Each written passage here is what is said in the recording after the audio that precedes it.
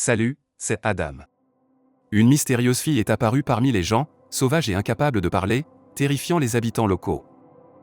N'oubliez pas de souscrire. L'histoire d'horreur inquiétante commence lorsqu'une mère et sa jeune fille s'aventurent dans les profondeurs des Alpes suisses pour une expédition de cueillette de champignons.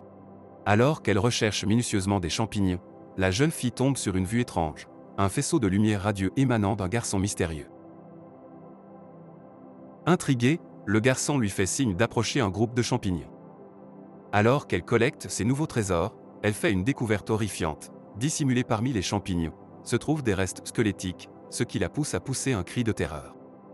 Les autorités locales arrivent rapidement sur les lieux et commencent à enquêter sur l'énigme entourant la source du squelette. Après un examen approfondi, il est révélé qu'un homme était tragiquement décédé à cet endroit précis il y a près de 30 ans. Dans l'espoir de découvrir la véritable identité de cette personne mystérieuse qui a guidé la jeune fille, un des policiers lui présente une série de photographies représentant des garçons disparus. Sans hésitation, la fille pointe du doigt la photo du garçon qu'elle avait rencontré, un jeune garçon nommé Albert, porté disparu en 1975. Cependant, le policier, encore en proie à l'incrédulité, envisage la possibilité que la fille ait réellement rencontré le fantôme du garçon.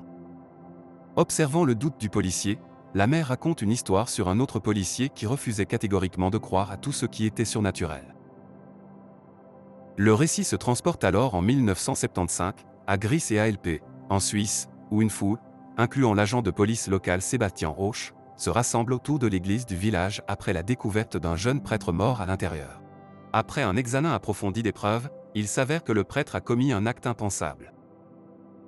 Par la suite, les villageois interrogent l'évêque local et les autorités, cherchant les motifs de son acte. En réponse, l'évêque attribue l'événement tragique à une présence sinistre, telle que le diable, qui aurait infiltré l'esprit du prêtre et l'aurait poussé à agir ainsi. Après les funérailles du prêtre, alors que les personnes en deuil se dirigent vers l'église, une jeune fille marchant aux côtés de Rauch l'informe de la présence d'une femme inconnue les suivant. Cette femme, plus tard identifiée comme Sonantanchi, apparaît sale et vêtue seulement d'un châle, un mystère pour tous les présents. Soudainement, la pauvre femme s'effondre, mais Rauch parvient à la rattraper juste à temps et l'emmène rapidement au poste de police. Un médecin arrivé, après un bref examen, conclut que Sonantanchi souffre d'amnésie, suggérant qu'elle soit envoyée dans un asile psychiatrique. Cependant, Rauch s'oppose à cette idée en raison de ses préoccupations pour son bien-être. L'arrivée de Sonantanchi suscite des rumeurs et des soupçons parmi les villageois concernant son implication possible dans la mort du prêtre. De plus, il devient évident qu'elle est incapable de parler et ne peut communiquer que par des gestes, compliquant davantage sa défense contre les accusations. Plus tard dans la journée, Rauch entre dans un pub avec Sonantanchi, cherchant un endroit où elle pourrait rester. Teresa, la femme du maire, lui informe que la femme était sur le mont Chardon avant d'arriver au village. Elle lui présente une chèvre sculptée en bois, qu'elle avait accidentellement laissée lors de leur rencontre. Teresa révèle que la chèvre a été fabriquée par un homme nommé Albert, et que son frère, Erwin, séjourne actuellement avec lui dans une cabane située dans les Alpes.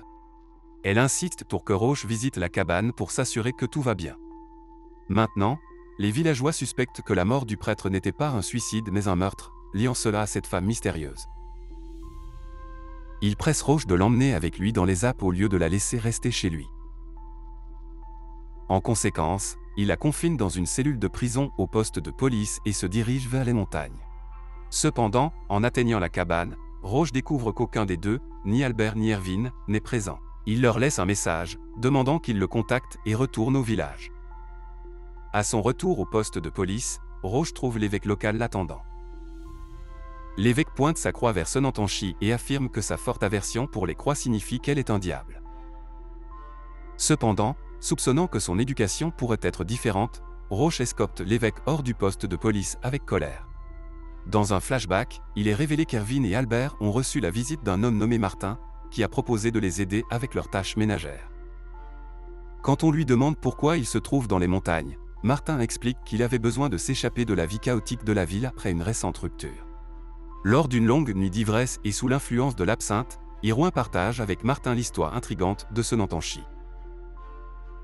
Dans cette histoire, 3 bergers solitaires, en manque de compagnie féminine, créent une poupée à partir de divers objets ménagers par désespoir. Étonnamment, le diable prend pitié de leur situation et transforme la poupée en une belle femme réelle nommée Senantanshi.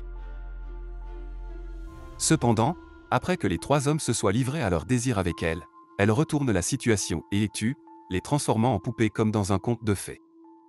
Malgré la conscience du résultat tragique du conte, dans lequel Senantanshi tue les 3 hommes, Hirouin et Martin commettent un acte ignoble en se forçant à plusieurs reprises sur elle.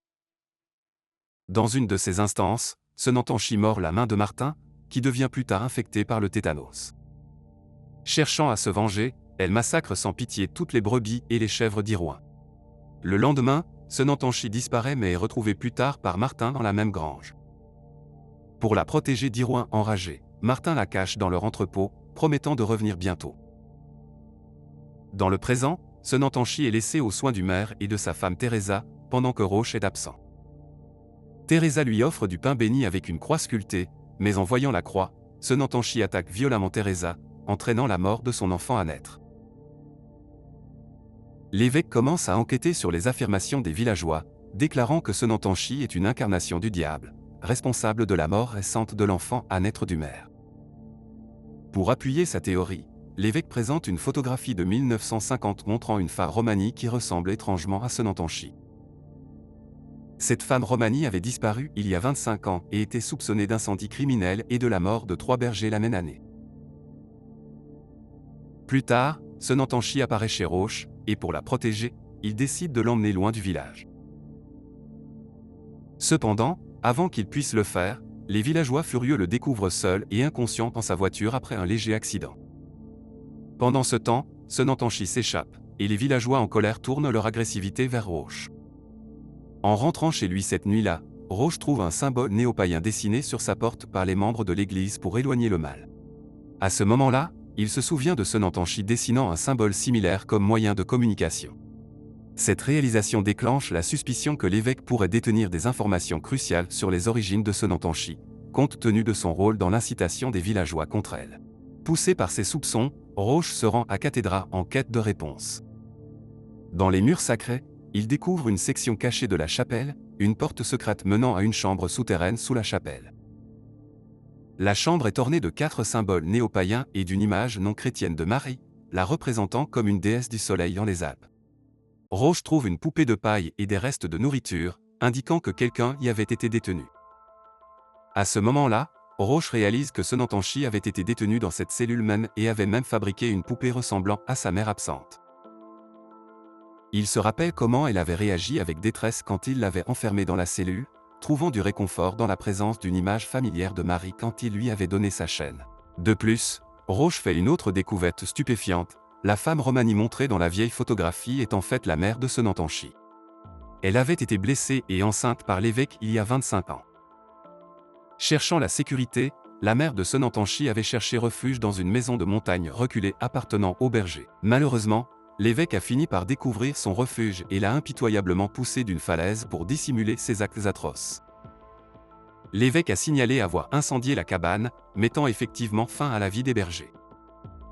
Pendant ce temps, la fille de Senantanshi avait été gardée captive dans la chambre souterraine depuis sa naissance, endurant 25 ans d'isolement et de captivité. Son incapacité à parler, son comportement sauvage et sa peur des croix étaient des conséquences directes de sa captivité. Il est également révélé que le prêtre chargé de s'occuper d'elle était en réalité son seul gardien. L'évêque a faussement présenté la mort du prêtre comme un suicide alors qu'en vérité, Senantanshi l'a poussé dans les escaliers lors de son évasion de la chapelle. Avec l'évêque maintenant arrêté et emprisonné, Roche entreprend un voyage dans les montagnes pour retrouver Senantanshi. Dans un flashback, l'état de Martin s'aggrave en raison de l'empoisonnement du sang par le tétanos après avoir été mordu par Senantanshi lors de leur altercation. Il est révélé que Martin avait commis un meurtre, tuant son ex-petit ami, et avait trompé Hirouin et Albert pour éviter d'être détecté par la police. Alors que Martin succombe à l'infection, il avoue son crime à Hirouin et refuse catégoriquement d'être emmené au village pour des soins médicaux. Pour tenter de le soigner à domicile, Hirouin ordonne à Albert d'aller chercher de l'absinthe dans l'entrepôt, ignorant que Senantanshi y est détenu captive par Martin. Cependant, en entrant dans l'entrepôt, Albert est pris pour l'un ou l'autre d'Hirouin ou Martin par Senantanshi, qui le frappe avec une bouteille en verre, le rendant inconscient. Réalisant son erreur, elle essaie de ranimer Albert mais échoue. Pendant ce temps, frustré par le retard d'Albert, Irouin arrive à la cabane pour récupérer l'absinthe lui-même. Senantanchi essaie de communiquer avec lui sur l'état d'Albert, mais il l'ignore et décide de mettre le feu à la cabane en utilisant l'absinthe. Cependant, Senantanchi parvient à s'échapper par le toit. Ce n'est que plus tard qu'Irouin découvre Albert à l'intérieur de la maison en feu, avec la moitié de son corps en flammes, subissant l'horrible sort d'être brûlé vif. Erwin sauve rapidement son neveu du feu et le ramène chez lui. Malheureusement, malgré ses efforts, Albert succombe tragiquement à ses blessures, mourant peu après. Senantanchi retourne prudemment à la cabane mais est découverte par Irouin. Il la ligote dans une tentative de l'éliminer, utilisant une croix, convaincu qu'elle est le diable. Cependant, la peur intense des croix de la pauvre femme intensifie la situation, la faisant hurler de terreur.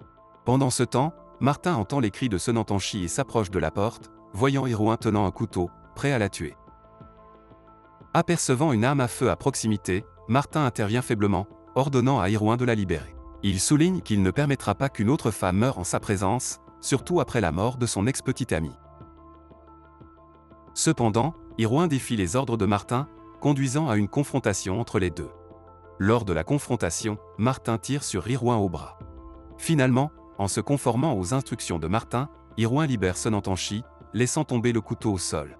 Dans un retournement de situation inattendu, alors qu'Irouin s'approche de Martin, Senantanchi saisit l'occasion, attrape le couteau du sol et le détruit. Quelques jours après ces événements, Roche trouve Senantanchi vivante et en bonne santé dans la cabane, et les deux sont joyeusement réunis. Ensuite, elle le conduit dans une autre partie de la cabane et lui fait signe d'ouvrir une porte.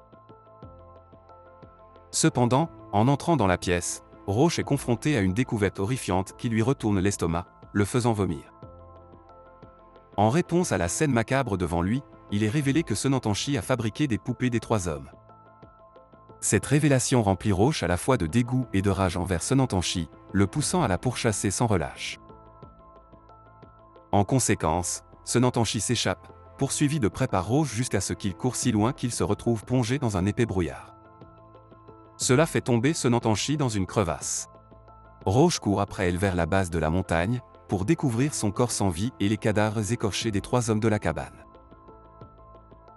Submergé par un sentiment de responsabilité et consumé par la culpabilité de sa mort, il fait l'acte indiscutable. De retour dans le présent, lorsque les enquêteurs de la police découvrent les restes squelettiques de la fille, ils réalisent enfin qu'elle était un être humain tout au long et non un démon. Si vous êtes intéressé par ce genre de film, veuillez passer à la vidéo suivante à l'écran et partagez également vos réflexions sur ce film dans les commentaires. Mettez un j'aime et abonnez-vous. Au revoir.